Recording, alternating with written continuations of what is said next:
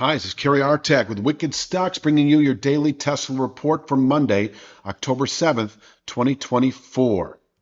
But before we check out the charts, I just want to ask you to please click like, share, subscribe, and check out wickedstocks.com, where we offer a full suite of both daily and weekly analytical videos, just like the daily Tesla and daily NVIDIA reports, daily analysis in the SPY, daily analysis in the Triple Q, weekly analysis in the S&P 500 index, the NASDAQ 100 index, and Apple stock, as well as two individual stock picks a week that you never see on YouTube that cater to the 3 to 5 week swing trader out to the 3 to 5 month near term investor, always looking for 20% moves or more on those underlying stocks. And you get to see all of this for free. We offer a 5-day free trial up front. So check out wickedstocks.com. Let's take a look at the charts. I'm going to start with this image just to mention that it was, early last week and the previous week. We tested quite a bit this 268.19 1-month channel top. On the weekly chart, it's at 272.56. And as you're well aware, that area is narrowing gradually. 272.56 is a static level, being a weekly chart, whereas 268.19 is rising daily. And it does upper right here in the support resistance column, a narrowing range, able to contain buying if we test it this week. And I doubt it, but if we did, it can contain buying into later October, and from there we can fall back to channel support that is presently 237.92 and climbing. We came, on Thursday, not far off from testing this area. We had a bit of a bounce, obviously, over the last day or two, and this is what I'm seeing now for today. I've got 247.96. This inside channel still can contain intraday activity, and above which 255.77 is likely today.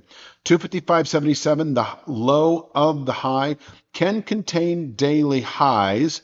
If we do close today above 255.77, I do think by the end of the week we could retest the 268.19 channel top. So 3 to 5 day swing trade becomes bullish. It's not bullish now, but if you were to bottom pick 237.92 over the next day or two, that is your 3 to 5 day swing trade up to 255.77.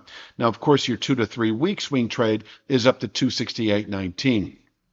But for the day, I've got 247.96 can contain intraday weakness, and above which 255.77 is actually in reach today, where we can place a daily high. And if we settle today above 255.77, we can, and I think should, by the end of the week, retest our 268.19 channel top, where we can top out into later October, possibly through the rest of October, and from there fall away to 237.92 within 2 to 3 weeks. Now, if we were to close above the 268.19 to 272.56 area, don't forget that that's on the weekly chart as well, then we have a significant buy signal that should result in a continued accelerated upside path into the lower 300 area, 334.10, a 1 to 2 month objective if we were to close this week Friday above 272.56. On the way up, there's also a daily channel top at 307.60 that I would consider to be kind of a 3 to 5 week or sooner objective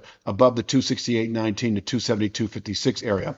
But I don't expect these upper areas unless we close above this channel top. Until then, there is still room for the market to fall back to 237.92 over the next few days. And in fact, today, if we open below 247.96, we could fall to 237.92 on an intraday basis. 247.96 is an intraday pivot point, above which 55.77 in reach, below which 37.92.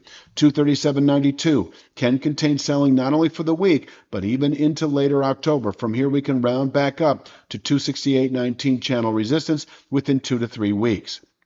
Now, if we were to close below 237.92 over the next few days, that's a good October high, and I would expect 213.65 within 1 to 3 weeks, depending on volatility. Probably more like 1 to 2 weeks. 213.65 is a 5/8 downside from the September high against the October low. There's also a rising 2/3 speed line coming up in the same area. So this is a respectable support area. I have it designated as a weekly support area. It can contain weekly selling pressures, possibly longer term. We'll just see what the market is bearing at that time. At one point, I was mentioning if we close below 237.92, that we could unravel all the way into the 170s. Now, that still could be true, but in terms of kind of a clarity and the reliability and predictability, I do think closing below 237.92 does indicate 213.65, but I don't think it necessarily indicates the mid or the upper 170s.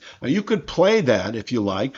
If we close below 237.92, you could consider reaching for 175 strike out of the money puts that don't expire for at least 3 or 4 months.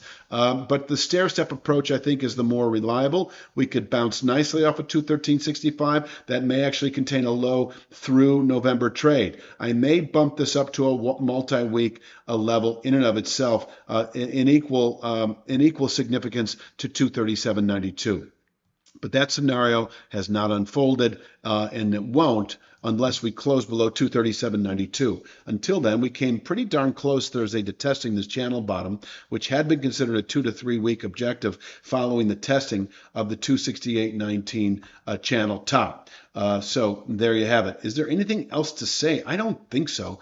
Please click like, share, subscribe, check out wickedstocks.com. Take advantage of our 5-day free trial. We offer 2 stock picks a week. Last week's are still relevant. Also, daily Triple Q, daily SPY analysis, weekly Apple analysis, weekly S&P 500, NASDAQ 100 analysis. Check it all for free. Check it all out for free. We offer a 5-day free trial. I will be back tomorrow with Tuesday's Tesla report.